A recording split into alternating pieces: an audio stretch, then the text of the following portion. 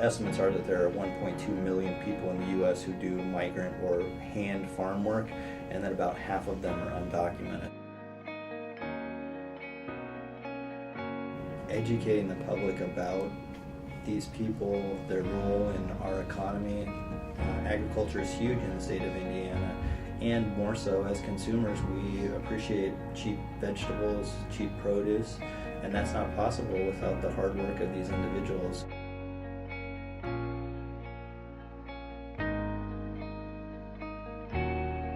Well, first, my name's Chris Christensen, and I'm an attorney.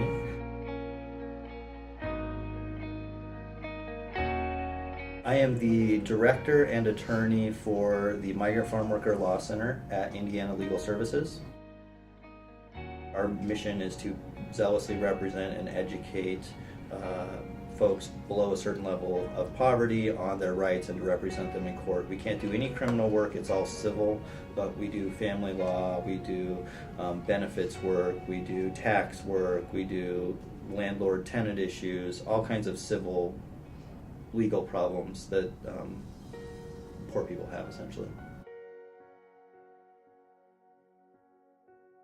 So it's typically thought that there are 3 migrant streams in the U.S. There's a stream in California that goes up through Oregon and Washington, does orchards and blueberries and things like that, and then travels back down to California. There's a stream out of Texas which kind of goes across the Midwest, Iowa, Nebraska, doing a lot of corn detasseling, Illinois, Indiana, Michigan, and then sort of loops back around. And then there's a stream out of Florida that sticks sort of along the East Coast. Most of the workers who come here are residents, meaning they call home to either Texas or Florida. Directly, they may be coming from Nebraska, they may be coming from Iowa, they may be coming from Illinois, or they may come directly from Texas or Florida. That kind of varies a little bit, but they're almost all calling Texas or Florida home.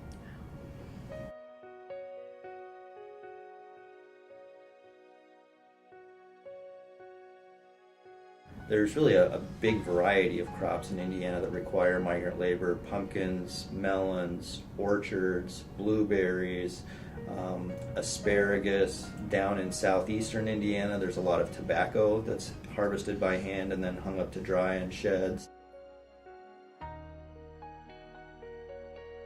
Farm work is, I don't remember exactly, I want to say it's the 3rd or 4th most dangerous job in the nation. The big agricultural employers, we call them growers, do not directly employ the workers. So, Monsanto, Remington, Pioneer, the 3 big seed corn companies, and they use a lot of hand labor to detassel corn during the summer. You have, in Indiana, you have other big employers like Red Gold that does a ton of work with tomatoes. And down south, you have a lot of workers doing melons and pumpkins, and all of that is hand harvest. For the most part, those big employers do not directly employ the worker. They use a middleman known as a farm labor contractor. The farm labor contractor is supposed to be licensed by the Department of Labor, and generally the farm labor contractor is from Texas or Florida, or goes to Texas and Florida and says, "Hey workers, if I got a deal for you, come to Indiana, we'll pay you X number of dollars per hour, or X number of dollars per acre, or X number of dollars per bus for like watermelons. We'll provide transportation to and from, we'll provide housing, we might even provide meals." That person arrives in Indiana, and many times it's not as great as it was promised to be.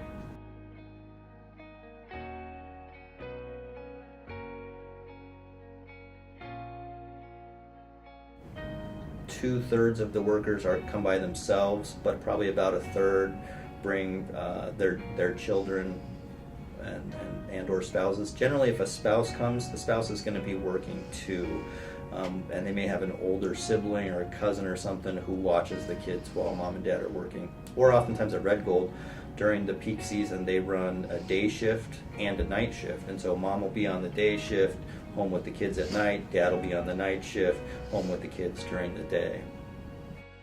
The best are clean places where they do have screens on the windows. It may still be a cement floor and bunk bed style beds, but they're going to have a cooking facility in each individual unit. They're going to have communal laundry.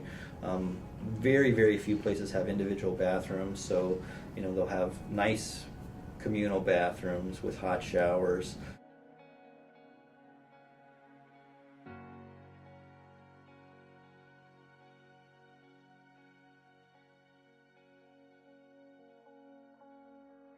Sometimes workers are required to find their own housing. In worst case scenarios, they get severely gouged by landlords, partly because they don't speak English, partly because they don't have anywhere else to go.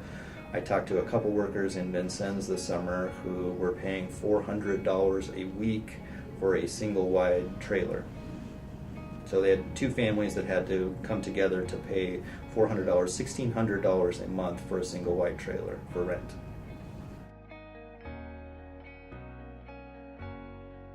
There are a couple places in Indiana where, like one that was an old school that's been converted into migrant housing, one was an old retirement home that's been converted into migrant housing, and this summer I got to go to Rantoul, Illinois, where they have the biggest migrant camp for the state of Illinois that's been licensed, and it's an old hospital which is licensed for up to 400 workers. It looks deplorable, it looks like it's abandoned, they clearly don't put any money into it, but every summer they're housing several hundred migrant workers in this old hospital.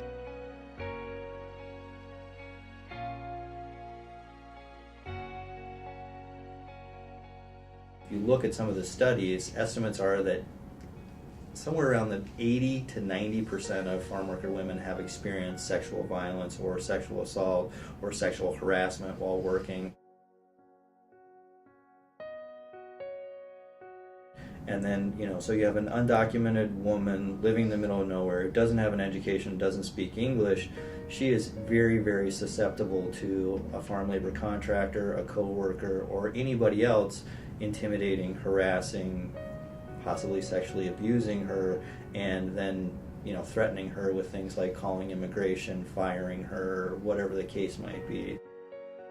A pastor at a small church in Oaktown, Indiana, that does a migrant ministry, and they're open every Tuesday night starting at 6:30 at night, and every other week they have a food pantry, and the weeks they don't have a food pantry, they have doctors and dentists there volunteering their time, and they have a clothing pantry, and so it's kind of a one-stop shop where as a worker you can show up, you can get clothes, you can get food, you can see a doctor, and that's been very successful.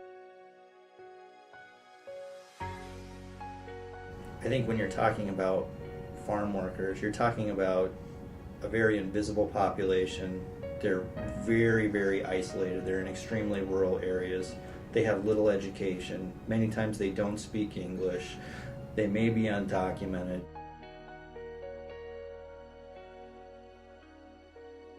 There hasn't been a study done about the number of migrants in Indiana for many, many years, and so most agencies that help migrants are sort of guesstimating. I think somewhere between 8,000 and 12,000 migrant farm workers come to Indiana every year.